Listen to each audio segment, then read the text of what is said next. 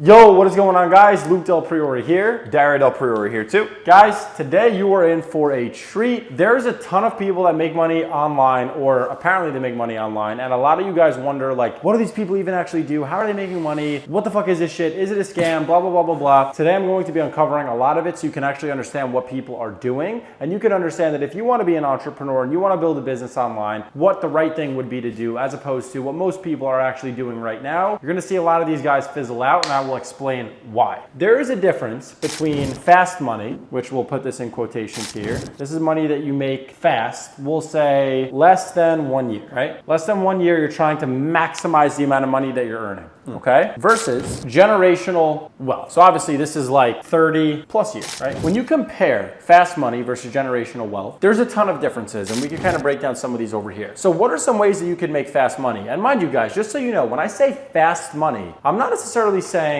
money that's not made ethically, money that's not made morally, money that shouldn't be made. That's not necessarily true. Sometimes there's gaps in markets where you can capitalize on that gap and make a ton of money very fast. I've personally experienced this. However, these are some of the things that a lot of people do when they seek to make money online. They seek the fast money, the instant success, which is not real. These are some of the things that they seek. So one prime example is something like a cryptocurrency pump, right? So let's say you know how to analyze charts and graphs, and you recognize, okay, I think that because this influencer is going to back this coin, the price is going to absolutely pump. That's money that you're making in what we call, first off, it's a gamble, so you might lose your money, but you're gonna make all your money in a lump sum. Okay, so you're gonna make all the money in one shot here. Let's say you put 5,000 in, you get a 10x on the coin, you just made yourself 50K. The problem with this game is then you have to try to find the next pump. You're gonna have a lot of losses as well, and it's player versus player. Ultimately, let's say for example, I put some money into the coin. If I hold too long, the price of that thing might be gone in 3 fucking minutes. So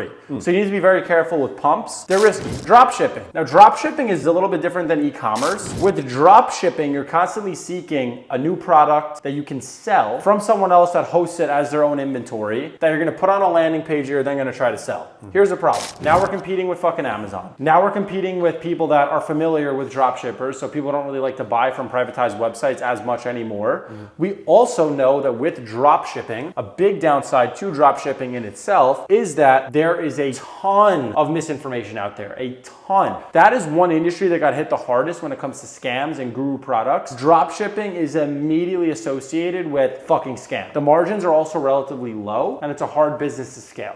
Okay, so drop shipping, not one that I'd really be pulling for. A little bit of a hit or miss. Day trading, okay, similar to crypto pumps. If I have, let's say we're looking at Nvidia, right, as a company, or let's say we're looking at Apple, let's keep it simple. Apple, right? I'm a day trader. I read some charts, I read some articles. I think that the price of Apple is gonna go up 30% in the next 6 weeks. If I'm wrong and I hit my stop loss, I'm losing money, right? If I'm right and I hit my take profit, I'm making money. But here's the thing. Apple, if you believe in Apple as a company, or Microsoft or Nvidia or Exxon or Google, Alphabet, anything, any company that has intrinsic value will be worth more money someday than it is right now. It'll produce more revenue, it'll produce more profit, right? So with that being said, if you're a day trader, you're putting yourself under a ton of stress trying to create liquidity, right? The whole goal of a day trade is to what? Make some fast fucking moolah. So make some fast money, right? You seek these things when you don't have a high level of income. All the guys that I know that crush it, that are making $3 million bucks a year, $4 million bucks a year, their gap between their earned income and their expenditure is so much. You guys that day trade for the most part are gambling. So I would say avoid day trading. Guru businesses. How to make 10K a month doing this. How to make 50K a month doing this. How to make your first $100,000, blah, blah, blah, blah, blah.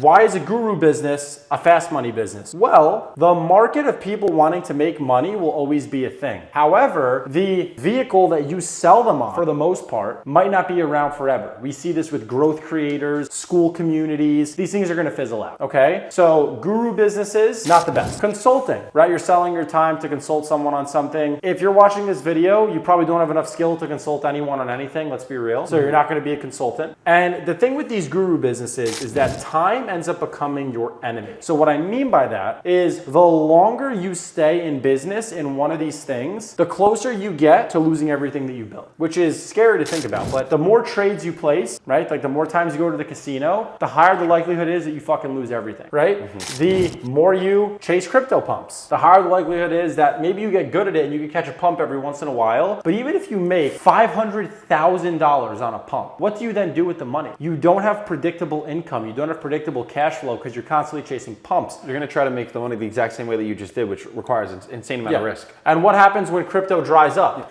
You get a little risky. Okay, I just made 500K on a pump. You then go out and you risk 300 of it on a trade, whatever the case may be. That money could get washed. Okay, and now you're chasing another pump on that money. So it's a constant game of checks and balances. It's very risky. Here's the difference with people that build generational wealth. Instead of saying, I need to make 100K a month tomorrow, they just say, we need to build something that's really good. We need to build something that's dope. We need to calculate costs the right way. And we need to build a real company that is enterprise value. Why does no one call the guy that's a roofer that works up the street from you a scammer? Why does no one call his roofing company a scam? Because he is able to sell people on a new roof, get his guys to go up there on the roof, do all the labor, calculate all the costs, put that roof up, and solidify it. They know it's a very real service that that person provides. So it's a very real service, it's a very real company. And here's the deal. If you're going into business, in my opinion, you should always go into a business that can be around minimum 10 years from the day that you start, okay? So if you're a drop shipper, your skill is based on trying to constantly find new products, but you're not gonna have the same entity in 10 years. Does that make sense? Versus if you're saying, you know what? I wanna build a marketing agency, and in my marketing agency, I want to help solar companies with lead generation. I believe solar companies are going to be a bull trend over the next 10 years. There's gonna be more and more solar companies opening up, and I believe there's going to be demand in that market over the next 10 years. Well, guess what? You're now building something that's going to have longevity. You're also building something that's gonna have monthly residual income, right? So if you're working with a solar company, let's say you own a solar business, I'm gonna be the guy that does all your advertising, and I'm gonna charge you $3,000 a month to run your Facebook ads. If I could get 200 roofing companies across the country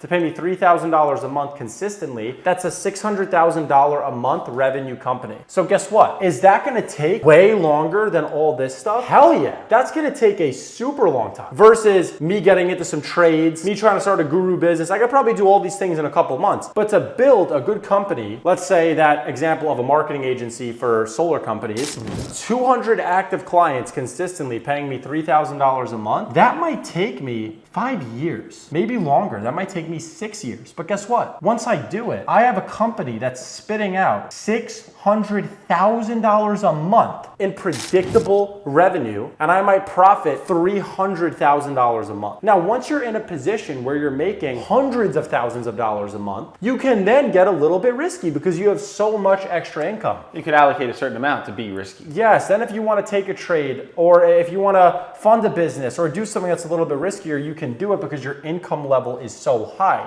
But it all starts with building a real company with enterprise value, right? That's really where it starts. And then when it comes to investing, most of the time, when I speak to these guys day to day, because we work with tons of businesses as a marketing agency owner, when I look to what they invest in, they typically just reinvest back in their business, and then they're purchasing assets that are going to be predictable. These guys are buying rental units. They're buying into the S&P 500. They're buying into things that we know have a track record of predictability. Because you don't need to be a fucking inventor to be extremely wealthy. You just need to follow the success principles of the people that already became wealthy, right? You go out and you look at the people that have done the thing, and you're just like, you know what? These guys have all done the thing. I want to achieve what they got. I'm going to do the thing, right? So they're following the same principle, and guess what? When all your debts are paid off, when you have a company that's spitting out predictable cash flow and profit every month, every year, and you're buying assets that you don't need to look at every day that are truly passive, like Bitcoin, like Apple stock, things that you can buy, not look at, and get a return on, those are real assets because you don't need to manage them. There's no active management involved. Everything is passively managed. That's when you've achieved true financial freedom, and you also have your peace of mind. Does this look like peace of mind to you? No. Because I know a guy that owns one of these guru businesses, we can say. Okay, we used to actually be friends with him, not anymore. This guy is still the only employee of his business, and he calls himself an entrepreneur. He is the single point of failure in the business. He's DMing people to try to get them on phone calls to close them for $2,000 mentorship packages for a clothing brand. Like, guys, there's no enterprise value there. Even if he makes 30 grand a month net, if his audience goes away,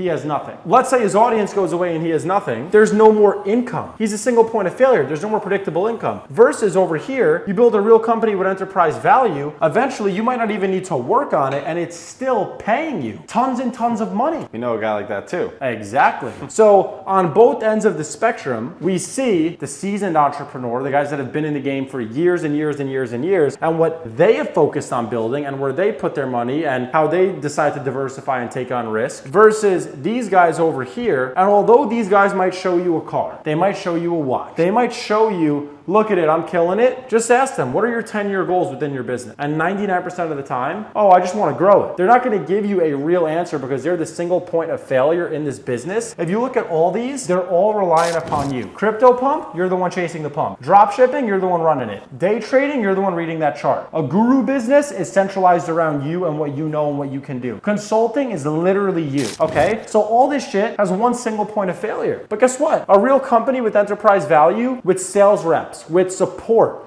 with a good machine that just turns profit, could turn profit without you. And that's what you need to focus on building. So here's where it's going to tie into the second phase of kind of what I'm trying to say. What do I truly think is the best business with real enterprise value that eventually one day you could sell, that has real respect online? As a beginner. As a beginner, it's still SMMA. It's still the same business, guys. It's a social media marketing agency. The trend of businesses opening up, popping up left and right is only going to grow. Businesses will always want to grow. You have to look over the course of human history since business was a thing, which it's in all of our blood, it's in our fucking DNA. Do businesses want to shrink or do they want to grow? Want to grow. They want to grow. So if social media is a mechanism and a lever that's also expanding to then help businesses grow, over the next 10 years, is social media going to continue helping businesses to grow? Absolutely. Absolutely. So with that being said, if you build a social media marketing company, you're building a real entity that can cash flow and profit a large sum of money. And then eventually one day, if you build the business good enough, you can sell your business to an investor, a private equity firm, whoever it may be, that would buy your business because it's a predictable cash flowing machine. So there's a lot of people that you may see online, get into high ticket closing, get into this, get into that. There is so many different opportunities. Build a real company with enterprise value, purchase assets that are going to be there for a long time, that have been studied, that have a track record of success, and avoid all the shit that's not going to be around for more than the next couple of years. Because guess what? These things will fizzle out. These things are risky. These things are risky, but they're not going to fizzle out because you have a sense of predictability before you even start. It just makes sense, guys. It just makes sense. You think about the things that we use day to day, why we need them, why they're so important, and you think about business owners and what their true pain is. Businesses want to grow. Social media is a lever and a mechanism to help a business grow. If you have a social media marketing company,